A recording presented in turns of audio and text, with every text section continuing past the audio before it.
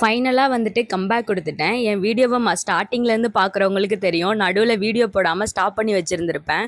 So அது ஏன் எதுக்கு போடல அப்படின்னு வந்து நடுவுலலாம் என்னை வந்து விசாரிச்சுட்டு இருந்த எல்லாருக்குமே ஃபஸ்ட்டு தேங்க்ஸ் சொல்லிக்கிறேன். என் விலாகு வரலையே அப்படின்னு சொல்லி கேட்குறதுக்கெல்லாம் ஒரு ஆள் இருக்கேன்னு நினைக்கும் போதே ஒரே குஷியாக தான் இருக்குது.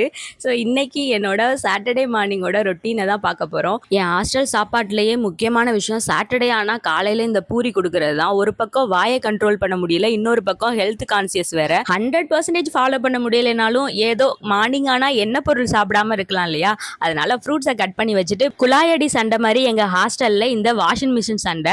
எப்போ போய் பார்த்தாலும் இடம் கிடைக்காது. அதனால இன்னைக்கு வேலையாக போய் வாஷிங் மிஷினில் துணியை போட்டுட்டு வந்து நல்லா ஹேருக்கு ஆயில் வச்சுட்டு அதுக்கப்புறம் உட்காந்து ஃப்ரூட் சாப்பிட ஆரம்பித்தேன். ஸோ சரி மக்களே, இந்த சீரீஸை இனிமேல் கண்டினியூ பண்ணலான்னு இருக்கேன். என்னை நம்புங்க, நானும் என்னை நம்பலான்னு முயற்சி பண்ணியிருக்கேன். ஸோ இனிமேல் கண்டினியூஸாக வீடியோ போடலான்னு நினச்சி இந்த சீரீஸ் ஆரம்பிச்சிருக்கேன். ஃபாலோ பண்ணிக்கோங்க.